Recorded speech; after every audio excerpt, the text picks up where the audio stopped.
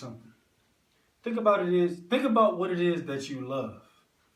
That's right. Think about it, what it is that you love. I know for me, I love people.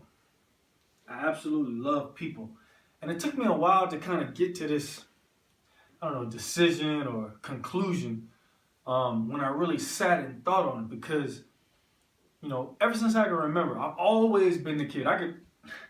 A story comes to mind right away. I remember I was in fourth grade and my mom used to give me 50 cents to go to lunch every day to get maybe an ice cream snack or some type of chips or something. 50 cents. I can remember, man, there was this kid. His name was, started with a T. We'll just call him Tom, just for time's sake. But I noticed throughout, I don't know, maybe 1, 2, 3 months into school, he was in my homeroom too. And this kid always sat by himself and he always never seemed to be eating anything. And I walked over to him one day. I said, "Man, you good, man? You okay?" I probably didn't say it like that. I probably said it another way because we were in fourth grade. We didn't say you good back then. But I was basically checking on my man. And he looked at me, man. And he was just like, "Man, Gani, I just want ice cream, man. I just want ice cream." And I'm thinking in my head, like, why can't you get ice cream? I wasn't thinking in my head and processing that everybody wasn't able. And we didn't come from large means ourselves. We weren't, living on the High on the Hog in Beverly Hills. But me and my sister, we always had everything we needed.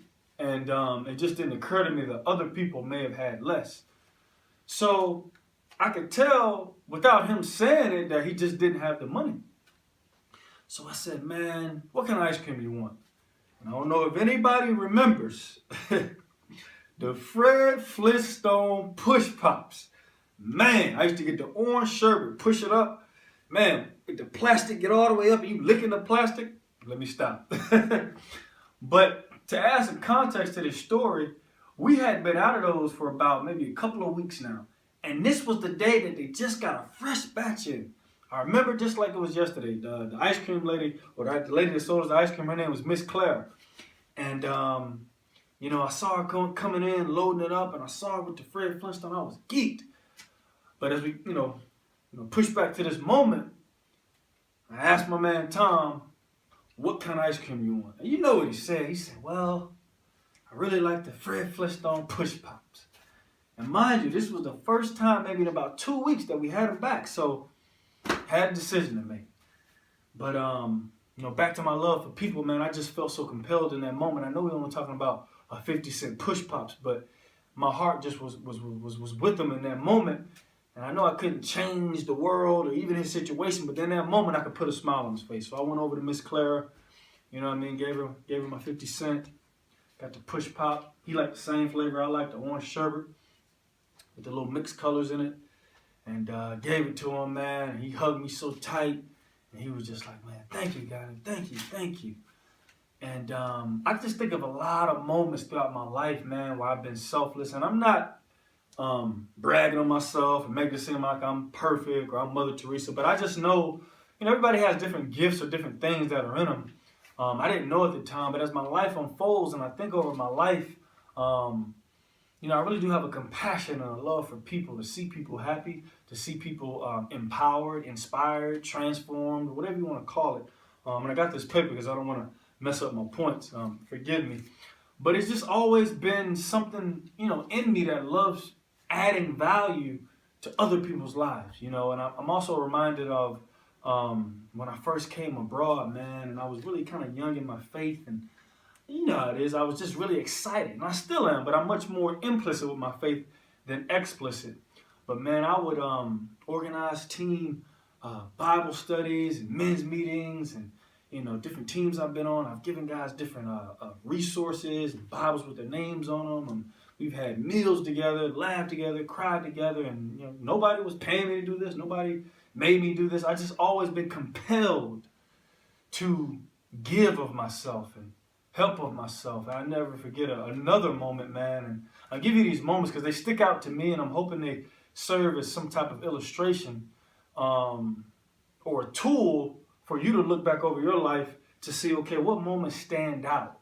And that may be kind of a barometer or a tool or a guide if you think back to different moments that stand out about what came with natural ease, for you to kind of find out, pinpoint what you really love in this life. There's another moment that I'm reminded of. It's my second year abroad. I was playing in Rome, Italy, and a teammate of mine, we had been having men's meetings, and just really, I don't even like calling it.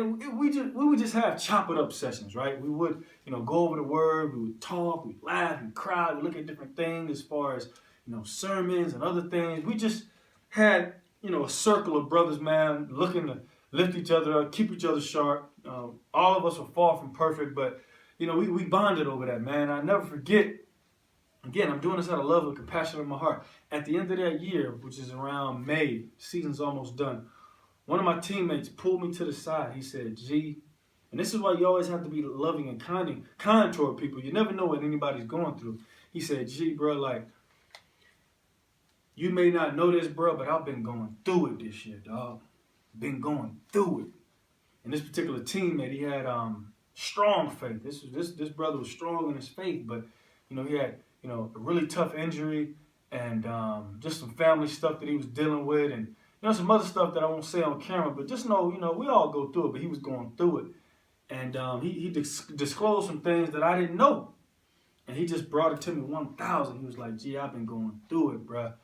And if it wasn't for these meetings that we would have, a chance to chop it up, to pray, to laugh, and just have a sacred, safe space for us to vent where we're at and talk about how we feel," he said, "I don't know.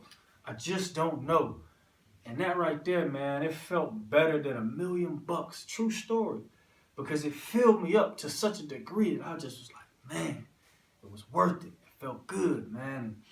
And as my love, as far as for my brothers, man, it just was something that I was just doing or orchestrated just because, I felt led to do it. It wasn't anything where I felt I had to, do this because I want the guys to look at me this way. I just felt compelled to do it, man. And, that compassion that I have for people, man, it runs deep. And and these things have layers. That's why as you begin to kind of become intimate with that thing that, you can't live without, you can't not do, realize that it has layers, because at the time I didn't know that I was being molded and shaped, and life was going to put me on these different paths, and I was going to eventually fall in love with speaking. And it's just one of the things that really intrigued me, man. Just pouring into people, speaking into people, building people up, giving people hope, helping people have accountability for the things that they're doing in this life. Because one of the things I really, really believe in, man, is just controlling what you can control. So many times we think about all the things that are external, man. And one of the beautiful things I love about speaking and pouring in people's lives is that I get to really emphasize and drive home that point to control what you can control. And then speak into them, that awareness that, okay, I may not can control this circumstance or the weather or this person or that or my siblings or my spouse or this, that, and the third. But what I can control in every and all situations is my response, is my view, is my perspective.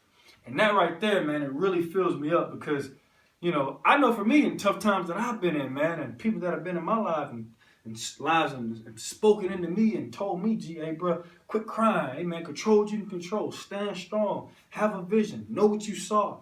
And just all those wonderful, encouraging things, man, that I know have helped me. It fills me with great joy to be able to do that for other people's lives as it relates to speaking, empowerment, which will soon be writing and authoring and traveling the world.